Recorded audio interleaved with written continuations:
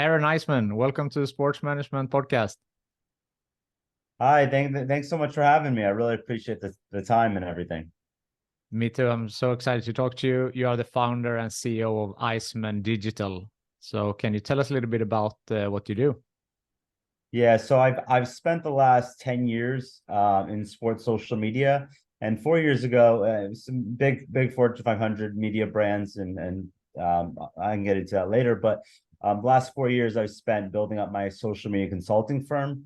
Primarily, I would say 80% of my clients have been athletes and sports agencies, but also we help out sports tech brands, apps, gambling companies in the sports space, and a variety of non-sports clients too. We've done work in the kids nutrition space, CBD, all kinds of other industries as well, apparel.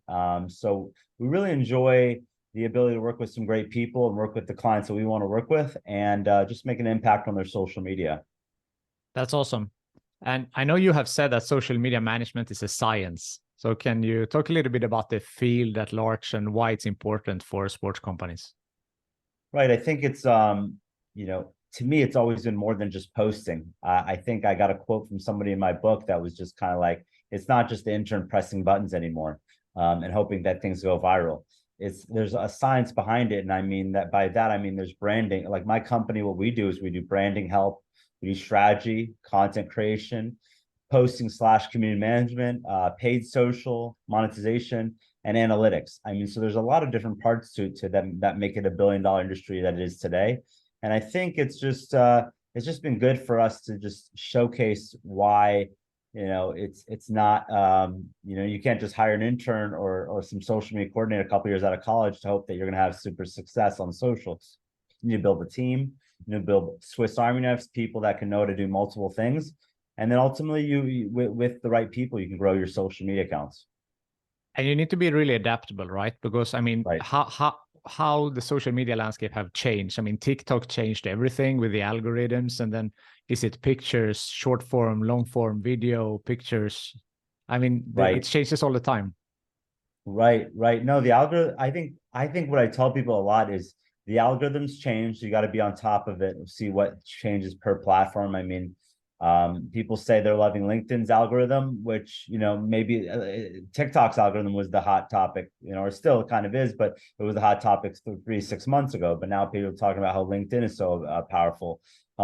But obviously algorithms change, the consumption habits of the audience change, and the who uses what platforms, the demographics on each platform changes as well. Facebook was the cool thing 10 years ago when I was posting on for Turner Sports, but now, your parents and grandparents are using it, and people are getting away from Facebook a bit, at least in the US audience. So yeah, you got to be on top of your game with algorithms, with the audience, the consumption habits of the audience, and other things that revolve around social media. For sure.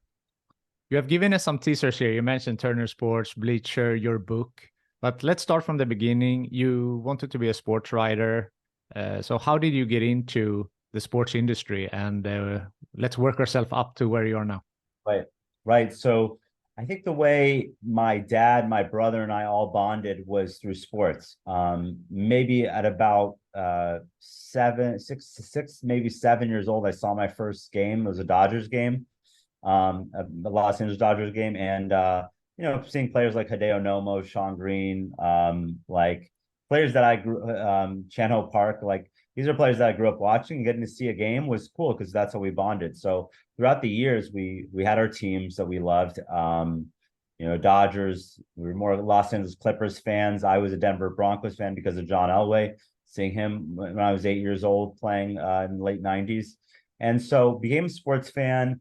When I grew up with sports, it was something that was powerful to me and I loved it. And then, at some point you get a realization that I'm 5'10" and not super athletic. You kind of get that idea of like, there's no way I'm making it to the NBA, which that was the dream. Obviously, as most people who work in sports businesses want to be as a professional athlete, a collegiate athlete, but turns into a different career field. And so I started wanting to become a sports writer. I saw that in high school as like a passion of mine. I used to read Dave Feinstein, these other writers from the Los Angeles Times. So it was like it was just really powerful. Like the TJ Simers and the Bill Plaschkes of the world. These are great 20+ year writers that wrote for the Los Angeles Times. And that was the dream one day, is to work for the Los Angeles Times or some Sports Illustrated doing feature stories. And I did that in college. Every semester, I would write for a different team at Indiana University, where I went to school. And I covered the #1 team in the country, Indiana basketball.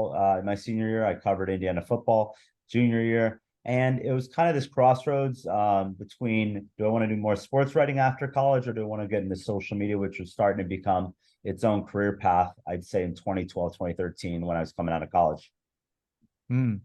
And I know that you applied for many jobs when you were done with school, and you were, I guess you can say, lucky, but also it was not pure luck, on merit, of course, as well. But there was 9,000 people applied for this job, 9 selected, and you were one of them. So how was that experience to get recruited for Turner Sports? Well, I mean, you did good research, because it was, you know, I've only wrote about that a few times and talked about it, but like what it was that to be part of their first social media team was really powerful. I applied to jobs all over the country, sports writing jobs in Wyoming and Oregon and Arkansas. I applied to big media jobs at Sports Illustrated, NBA, Turner Sports, various places. And somehow my application got through to Turner Sports, and I applied as 9,000 others did, or and I somehow landed one of 9 spots to be a part of their first social media team. And it was all recent college graduates, 1 to 3 years out of college, I would say. And we all had experience in different things. I was more experienced in the writing field, in journalism and writing it out, what good captions would look like. We had another guy on the team who was posting, who was more about doing video edits, and he was way better at video edits now, and another person that was really good at graphic design work. So I brought the writing to the table, I would say, and the captioning abilities, but then I slowly had to learn other skills. But yeah, I was very lucky and fortunate to get that position. It really launched my career in social media, and that's what I've been doing for the last 10 years. Yeah. So how long did you stay at Turner Sports? It was a contract of about 11 months, which led me to my next role. It was their opportunity. The contract ended. They said, we have a job for you up at Bleacher Report in New York City. And they had some connections, obviously, because Turner Sports owns Bleacher Report. They've owned this since 2012. And so, yeah, that led me to my next career. I mean, I think what's been great about my career path is one career led to the next, or one job led to the next. And I was really fortunate to get a Bleacher Report at the right time, I would say. Yeah, because you have said that the Bleacher Report changed the game for social media in around 2016, 2018. What do you mean by that? Yeah, I think what happened was, slowly people started realizing they got to invest more in a social media team in-house. They could do, they could hire an agency or some marketing firm outside of their company, and that's fine and all. But what people realize is you spend your 6 figures, 7 figures potentially on we spent 7 figures on hiring a bunch of people to run social media. I mean, I think I got there, I was employee number 4 on the social media team. It turned into about a 20 to 25 person team 6 months after I got there. So really heavy on hiring creatives, creative thinkers, creative talent, people that can do video edits, motion effects, graphic design work, and also people that can post that content as well, and analytics people. So it really turned into, what they changed the game was interesting, because it was kind of this process of, we were always like one step ahead of the competition. I mean, a quote in my book was like, we were playing chess and they were playing checkers, the competition. And we were hitting numbers that were comparative to Justin Bieber at the time, who's, now got one of the biggest followings on Instagram. But we were hitting some crazy numbers on engagement. We were passing ESPN like crazy every month after month, which was our main competitor. Barstool Sports was as well. And we were competing well against them, and we just produced the highest level of content. And it was kind of setting the standard. That 2016, 2018 was setting the standard for what social media should be, could be, and will be in the future, I would say. And I think that's because they hired the right people at the right time, and it really the results proved it for themselves. Yeah. And you mentioned in your book, which we will dig in a little deeper to a bit later, but you mentioned some things that are important. For example, analytics, original content, thumb-stopping content and so forth. Is those aspects that you felt like Bleacher Report were doing well, and that's why you were so successful? Right, right. I mean, I would say we didn't go viral every post, but we had some big viral moments through the years because those when I was there, because it was kind of creative outside the box thinking. We had a team called Bleacher Report Social Moments. It was about 10 people that sit in a room, just try to think of viral ideas. And I think it's funny because it was like they would be competitive with each other. From what I learned is, I was in the room sometimes too, but I was posting their work most of the time, but they would be competitive with each other. Say like, I just went viral on Tuesday with this, and then the next time another guy or woman would say, well, I'm got this idea. I think it's gonna go viral on Tuesday next week, or whatever. So they create this content. They put time and energy into it. They get the right designers. They get the right motion effects people. They would have the right people in place so that these content could go viral or could overperform, which is what we're looking for every post at Bleacher Report. And ultimately, it was having the right people in place to get that content. Because, like I wrote in my book, content is king, and Bill Gates wrote about this 1995 or 1996, and it still remains true to this day. So I think it's very important to understand how important content is, and Bleacher Report was on top of their game every week because of posting about the news and the daily stuff, which is what I was helpful with, but also creating these ideas that would go viral and moments that people probably never forget. So it's been impressive to see how Bleacher Report made its name off of some of these great talented people, the creatives that really put together some of the most viral and engaging posts over the last 5 to 10 years, I would say. For sure. So talking about viral posts, what's the prerequisite? Is it that it reaches 1 million people, 10 million people? I mean, everyone talks about it, want to going viral, but what does it actually mean? Yeah, so there's two, I think, metrics I would say. Overperforming is like your way of like doing better than your averages account. Like if you're normally like you get 100 likes per post, you get 10,000 likes, that's like overperforming for an account. Viral is like hitting a mark where it's just getting shared and reposted and DM'd around by friends, and the numbers are hitting really well, and you're starting to see that content. Sometimes you see that content 3-4 days later on your feed because it's doing so well, it's hitting the algorithm the right way. So yeah, I mean, for an account like Bleacher Report, if you have like, I think at the time maybe we had 200, 300, 400,000 followers on Instagram, we're hitting 5 million views on a video, and then it's getting posted to YouTube, and then YouTube's getting about 1 million off there, and it's doing well across the board. We obviously measured it, see how well it's performing on this platform versus that platform and such, but Instagram was a big driver for us in 2016 to 2018. And I would say, yeah, it's making a mark as a piece of post. I would say maybe it hits the 1 million mark, but maybe it's 500,000 or more at the time, depending on how big the moment is. If it takes over like the moment of what's going on that day or that week, then you really know you made a mark. When people are sharing your post, like I saw this on Bleacher Report, it's funny, they're reposting us. You're starting to see bigger accounts do that. Like it obviously shows you that they're envious of our work, but they like to share it because they love what we do. And so it creates more of a bigger reach into more audiences. And then, the virality continues to grow over time, and it, it has longer shelf life on different platforms, obviously, too. Got it. So you're from LA, Los Angeles, and I read also that the LA Kings in the early 2010s, they were changing the game, if you want to call it like that, or they were acting differently on social media. So what was it exactly that happened there, in your opinion? Right. It was, from what I learned from people that worked there and people that understood hockey and hockey social media, it was their voice. It was different. I think in 2011, 2012, when they were starting to go on that hot streak of going to Stanley Cup runs, I think it was for them, it was the social media team, like getting permission from the higher ups, the presidents and GMs of the team and the front office staff. I was saying, just have fun with social media, just have fun with Twitter. And what they did was they did a good job of just saying, hey, let's be funny and compete with the people we're competing. Devils, they would do a post that says, all you guys do is, you guys do fist pumping really well. You don't play hockey as well, like we beat you, kind of a thing. They would make fun of like the New Jersey audience.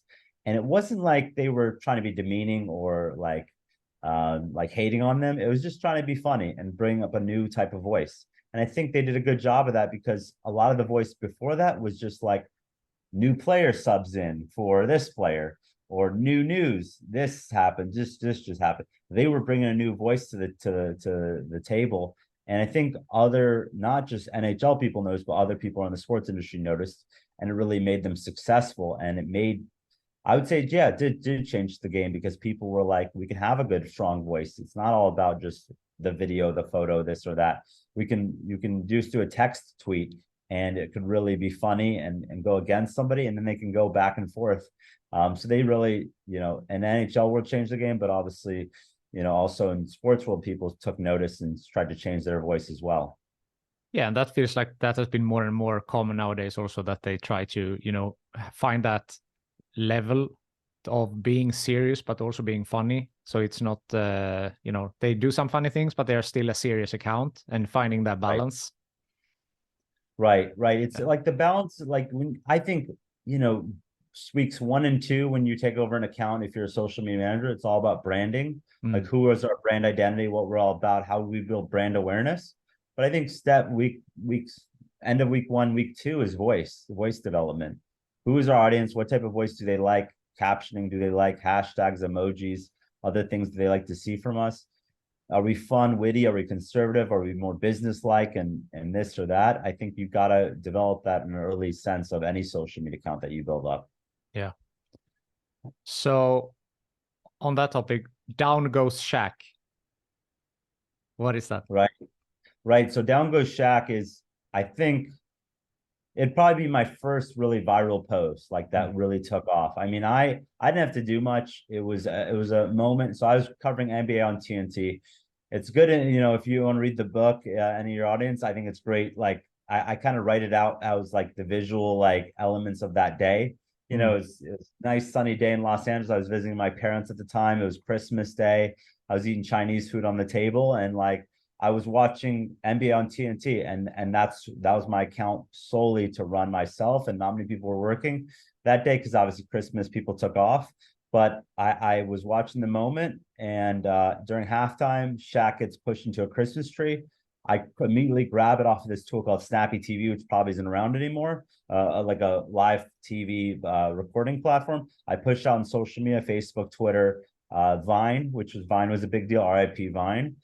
Big deal for us, and it did numbers. Like, I mean, that was in like 1 to 5 million just on Facebook. And at the time, Facebook was still growing into the sports audience. I would think it wasn't taken off. Twitter was kind of slowly becoming there as well, and Vine was a big deal in the sports audience as well. So it did numbers across the board, and we would post on Vine and then tweet it out, that video. But it loops, it got, as they would say in Vine, it got millions of loops. And so it was really a cool moment to have. And then another moment that I had was Shaq falls on these wires, which was not planned at all. I don't know if the Christmas tree was planned, but the Shaq falls on wires happened, and I was the one that posted it, and that did numbers as well. So it's just, when you have good content to work with, it's having the right caption is simple. I don't have to do a lot.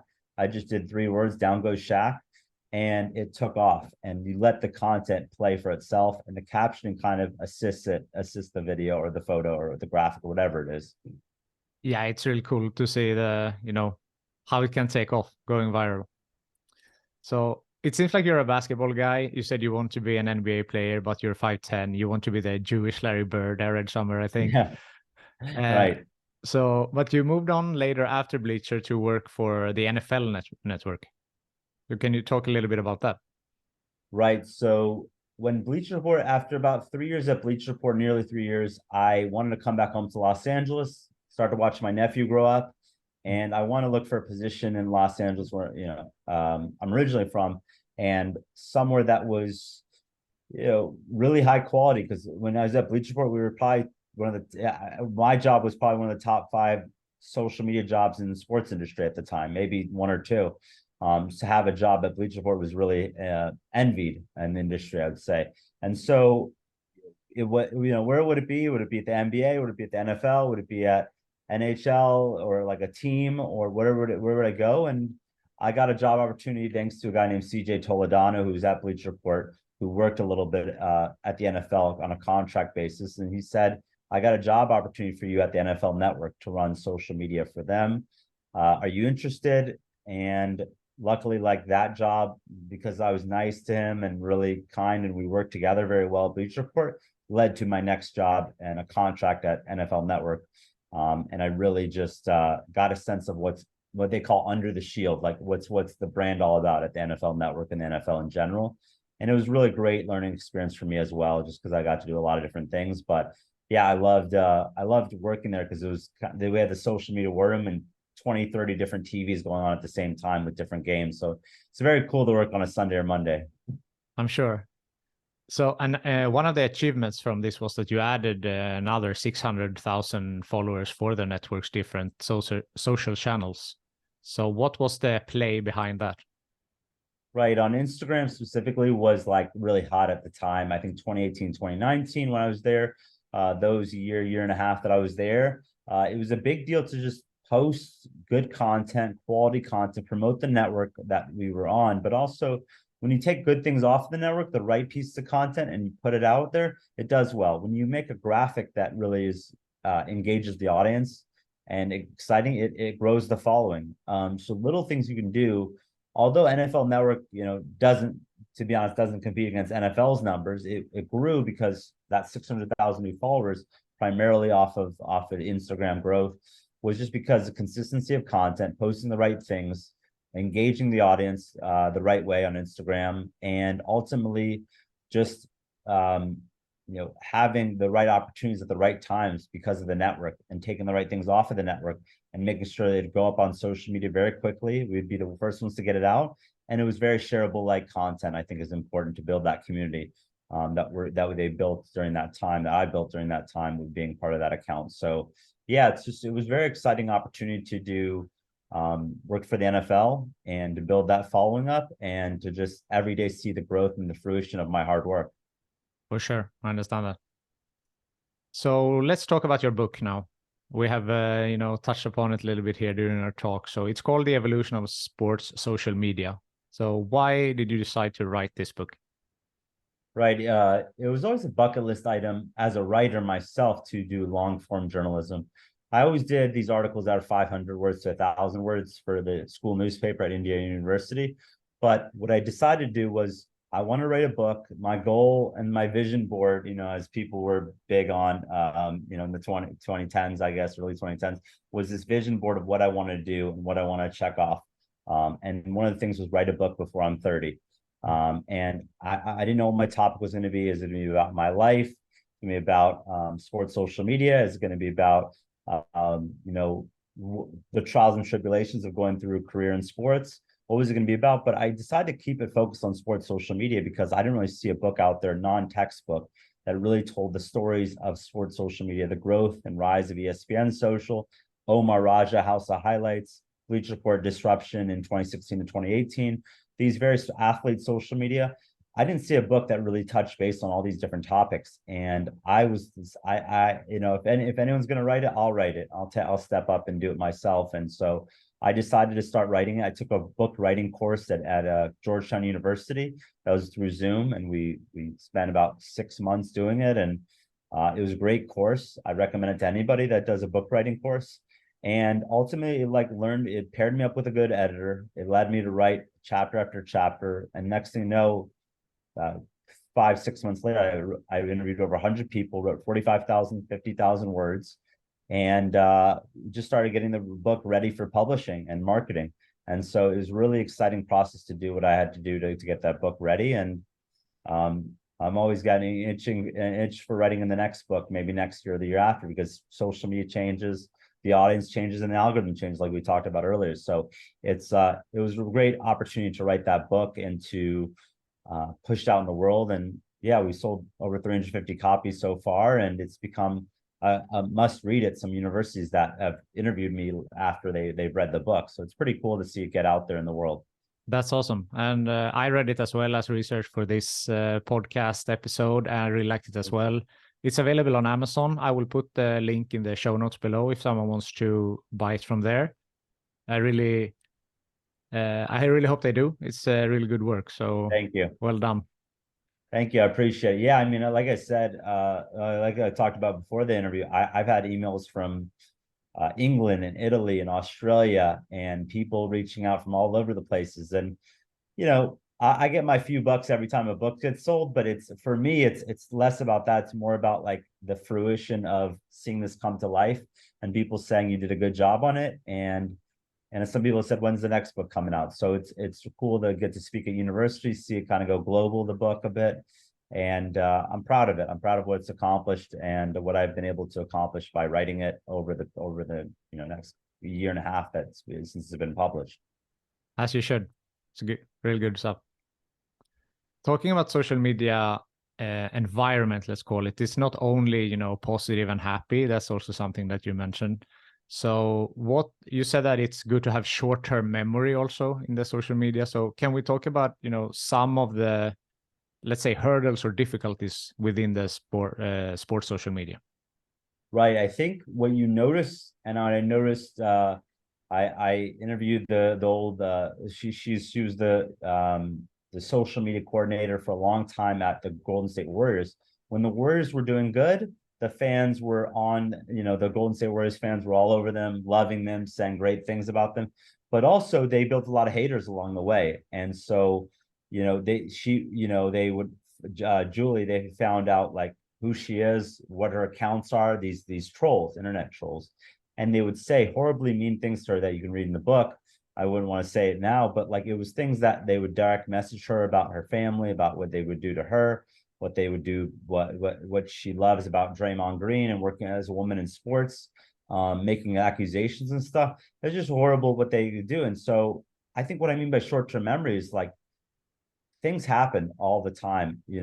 There's people that are going to hate against you and really mess up your mental health, maybe potentially long-term what happened with her. And now she's out of the sports industry. And that's a really interesting story itself to talk to her about. But like, I think the other way is like you make mistakes. I've made mistakes plenty of times on social media. I worked at these great places, but I misspelled Muggsy Bogues' name on his birthday, and like what I learned was, maybe I got to copy and paste his name from Google because I forgot it was two G's or two S. Yeah, maybe I put two S's in it, and it was just the wrong way to do it. And my manager got unhappy with me, and people screenshotted the tweet and replied and said, "We got you. We saw the tweet." So you got to realize, like, you got to have thick skin. You got to have short-term memory. You got to understand that you're going to make mistakes, especially when you're running an account that has millions of followers potentially. And your bosses might get pissed off at you and stuff, but at times, but it's learning moments you got to take away from these types of mistakes you might make, and the ways that people will come at you because of a mistake you make. But yeah, typically, there's with Twitter especially, and now X, there's been a lot of these like internet trolls that have been built up over the years that doesn't matter if your team is doing really amazing or really poorly. There's always going to be somebody that's hating upon your account, and you'll see it in the comments. But don't take the comments to heart and have a short-term memory and realize that there's you can only control what you can control. And that's posting, and that's writing the right caption, and that's double and triple checking your captions and stuff before they go out, and making sure it just sounds like it's from the account itself. So don't always take things to heart, have a short-term memory, and realize like the next day is a new day, and a new day to have positive impact on the audience. I love that. So that was some advice, but what would be, if you have some additional advice for someone who wants to get into the sports social media industry? Right. So a lot of people are passionate about sports. A lot of people, when I was getting into sports, a lot of people say get into sales. It's a good entry point. Like learn how to sell, learn how to cold call people and sell tickets, sell suites, sell whatever it is, a website space, anything, learn how to sell. But I didn't like that aspect of, I just wanted to try social media because I was a writer. I've always been a writer from my early days of middle school and high school, and writing about sports and learning about it. And so what I learned to do was, I learned to kind of develop this ability to, like, understand that like you're going to apply to a lot of places. You're going to try to figure out what like where you want to be and what part of the city or country or other countries you want to be in for a sport job in sports social media. But when you find that entry point, that job that really accepts you, and take advantage of it, whether it's a 6-month contract, 12-month contract, or you're there for 2, 3, 4 years or more, you got to take advantage of it and write the right, post the right things and become a part of that brand voice. And to get into the entry point of social media, it's do you have like, I think these days it's anyone could start a Twitter account or X account. Anyone can start Instagram page, TikTok. Start doing it yourself. Showcase your skills. Every social media account is your own personal portfolio. So if you can't get into sports social media very quickly, show yourself how you cover sports with your own accounts, and show your personality, show your creativity, show your ability to engage the audience. And overall, people take notice, and that turns in your portfolio when you're applying to a job. And so that's what I would look for. If I'm a social media hiring manager these days at a big company, I would say, what experience do you have? Have you gone, overperforming for accounts? Have you created content for your own account or other accounts? Have you worked in high pressure situations? Getting a sense of all that is important, but you got to start somewhere, and you got to, whether it's at the minor league level or the professional level or the NFL and those types of levels as well, or media. There's a lot of routes you can take in sports social media these days, but just try to find a good entry point and showcase your talent, your abilities on the first day till your last day at the job. I like that. And what you said about the social media as your portfolio, that's also because there was a professor, right, that told you to start your Twitter account. You didn't have one, and then they said that that's a good way to, write the short text and so on. Right. So yeah, in 2009, freshman year, first semester, there's a class called telecommunications. And the professor said, who has a Twitter account? And this must have been 400 people in a big auditorium. And maybe I'd say 20, 25 people raised their hands out of the 400. And he said, everyone here needs to get a Twitter account today. And so I got my Twitter account in 2009, maybe September, October 2009. And I, stuck with it ever since. But yeah, it was kind of one of those things about, like, they called it micro blogging, and I just didn't know what to do with it, because it was kind of one of those things where it was like, oh, headed to Chipotle, like getting a burrito, I don't know. I didn't know if it'd be engaging at all, because like Facebook was for your personal friends and family, but Twitter was for a whole new audience. Anyone could read your tweet in the public. You don't have to be friends with them. So it like, and mostly it was text tweets at the time. So it was really a different platform now than what is now, than when Elon Musk has taken over it and changed it up a bit. But like, it's really one of those things where it's like microblogging, it's short form writing. This voice is still going to be good on Twitter throughout the years, and it hasn't changed that part. But yeah, I mean, at the time to get the account, it was really, I was skeptical about Twitter, and I didn't know when to hop on the platform itself. And then the teacher said, go get an account today. The professor did, and I got one, and here we are. Yeah, it's been 14 years later. That's awesome. Approaching the end here, is there something that I haven't asked you yet that you want to mention? I think I have this quote in the book that talks about content is king, and I wrote a couple chapters about content. The analytics are queen. I think that's an important part to say. I don't think people pair that quote very closely together, because I think everyone says content is king, blah, blah, blah. But you got to understand the analytics part of the numbers. Yeah, I think any social media manager these days needs to know how to do analytics, and needs to know how to understand the numbers part of the game, because numbers don't lie. You got 1 million views or you got 10 views on something. Why did it perform well? Why did it underperform based upon your average? Why did it go viral? Why did it didn't go viral? So you've got to understand, as a small social media account, mid-size or big social media account, that the numbers are always going to matter. Your higher ups are always going to want to see the numbers and make sure that they're hitting the goals that they want to hit. And if you don't have the numbers there, then it could be detrimental to your job, or it could just show you that you need to change up the strategy overall, because your strategies is not working, your content's not working. So something needs to change and alter. So be weary and understand your numbers in the analytics tools, that there are so many there nowadays. I mean, I used to use this one called CrowdTangle a long time ago, that just would show us basic metrics, overperforming, underperforming, growth of Twitter account, growth of Instagram and Facebook.